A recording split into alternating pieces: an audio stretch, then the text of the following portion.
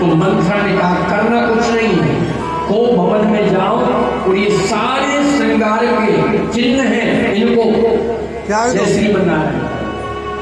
ध्यान से सुनिएगा, मंत्रा ने कैकेयी को राजा के मरने के पूर्व ही क्या किया था? सौभाग्य चिन्ह से दूर कर दिया। ये मंत्रा की बुद्धि है और यही मंत्रा की बुद्धि आज चैनल के माध्यम से हमारी माताओं की खोपड़ी पर बैठ रही है। इसलिए हम अपने आप अपने सौभाग्य चिन्हों को त्याग रहे हैं। मैं प्रणाम करके कहूँ, कथा में 1 रुपया मत चढ़ा, ये कोई रुपया मांगने वाली कथा नहीं। आज 7 दिन कथा के हुए, आपसे कुछ पैसे मांगे? बताओ, कुछ मांगा है आपसे? कपड़े लाना, क्या करेंगे हम कपड़े? बोलो।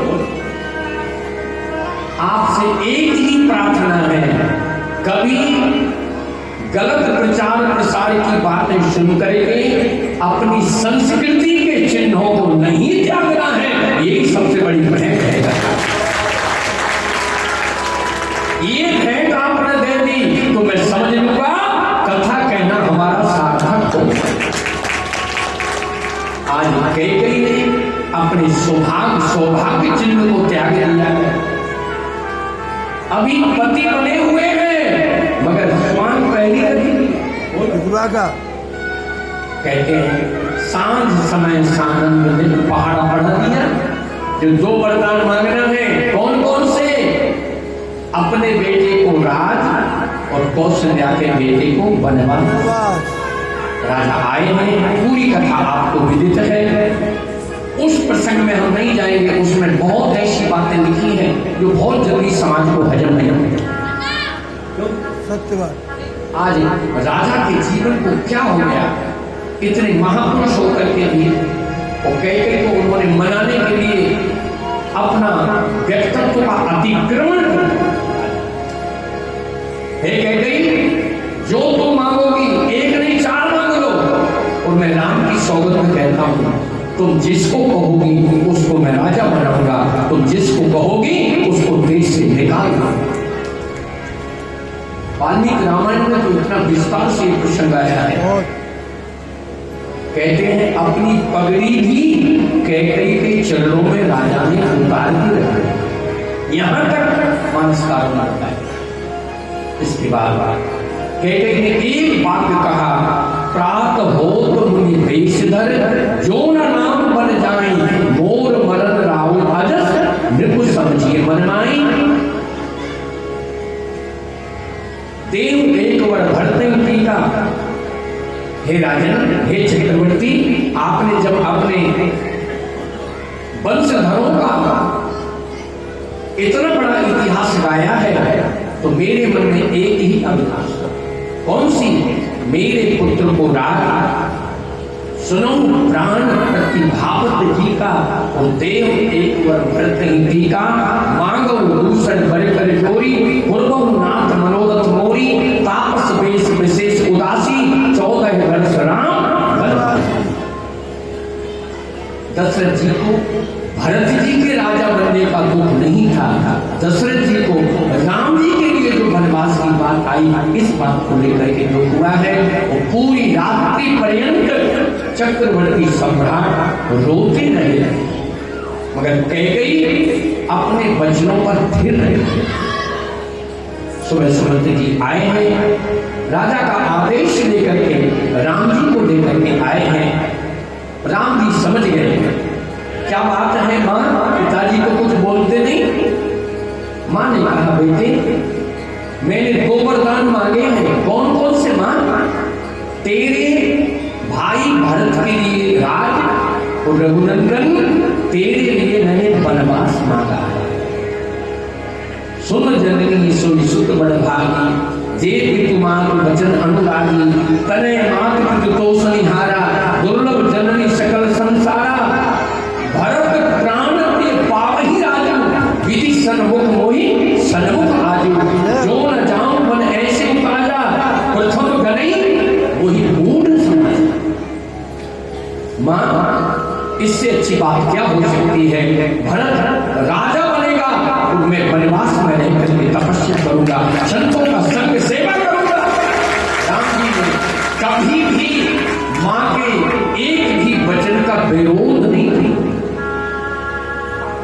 राम जी चल पड़े हैं। कौशल्या से आज्ञा ली है, जो पहले मैंने निवेदन किया, कौशल्या से आदेश जब सीता जी मांगने लगी है तब कौशल्या को कष्ट हुआ है। पलंग पीठ तज गोद हिडोरा, सीना दीन बगी अवन कठोरा। कभी हमने इनको पलंग से नीचे पैर नहीं रखने दिया, और राम सीता को समझाइए ये तुम्हारे साथ जंगल जाना। राम जी ने बलि की विभीषिका का दर्शन कराया है, मगर सीता जी ने कहा आप जो कह रहे हैं ठीक है।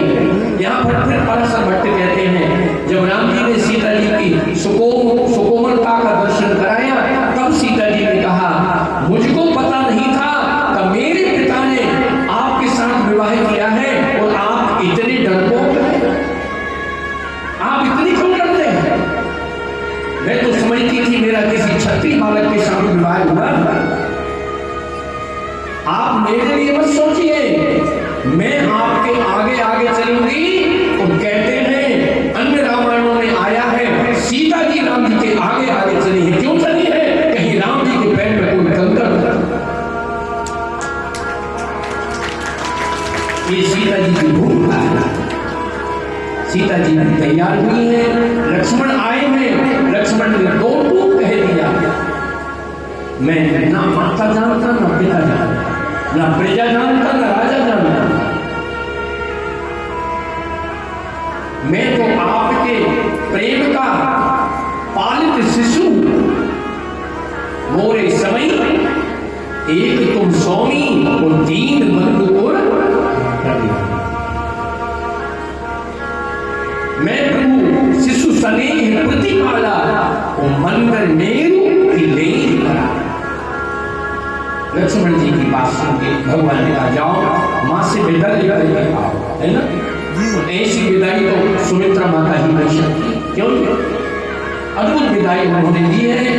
तीनों आए हैं और पिताजी के पुनः चरणों में गए हैं। बलकर वस्त्र जैसे ही सीता जी के हाथों में दिए हैं, सुमंत्र आज बोल।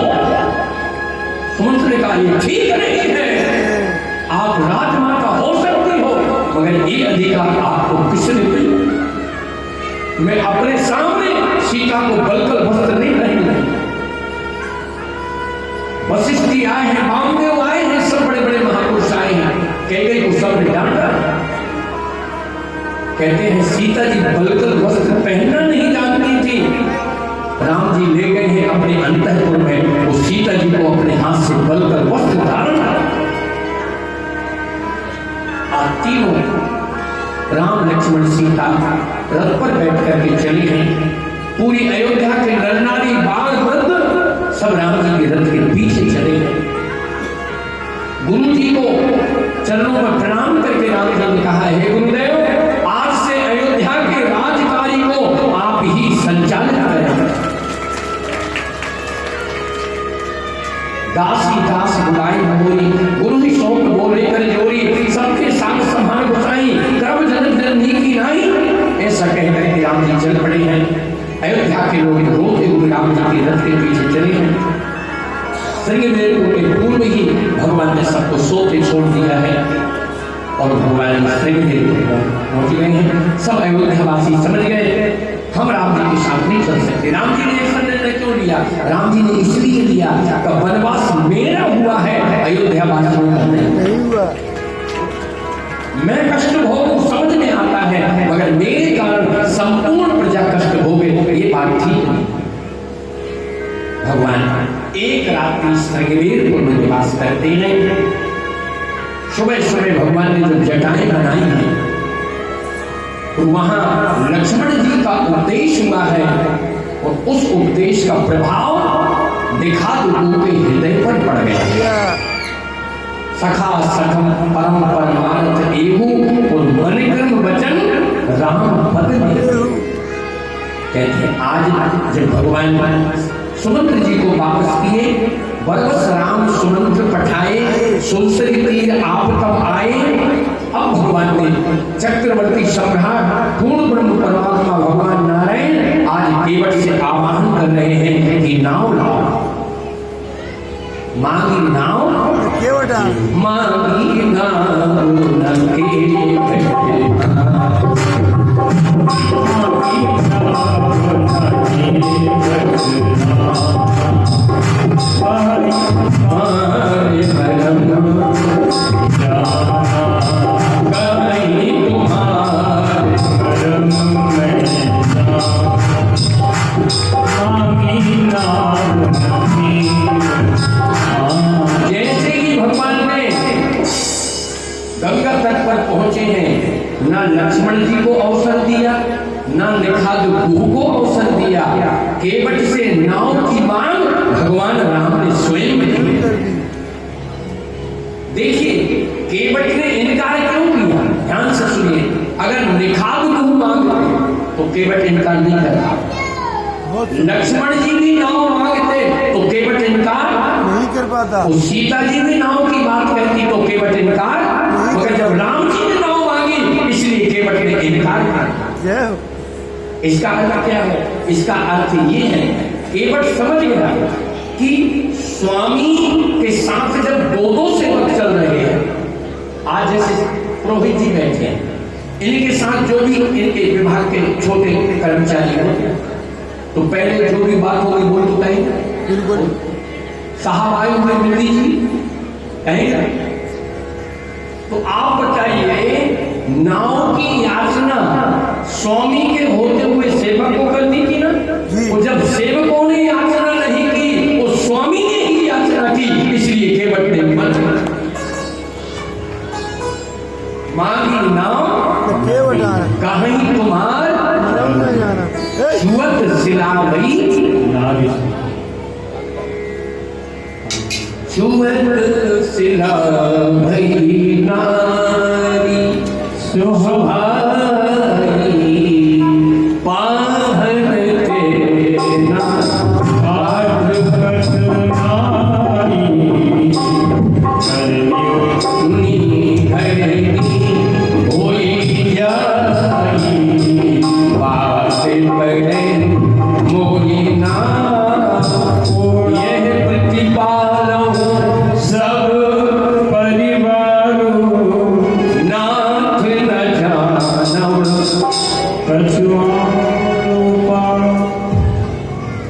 क्या कह रहे हैं? मैं और दूसरा रोजगार जानता नहीं हूँ। मैंने सुना है आपके चरणों में कोई ऐसा जादू है, चरण रज में, कि वो पस्तर शिला को नारी बना दे। क्यों? गौतम ऋषि ने कहा था, हे अहिल्या, जब तुम्हारे ऊपर दोनों रघुनंदन के चरण पड़ेंगे तुम पुनः चेतन हो जाओगे।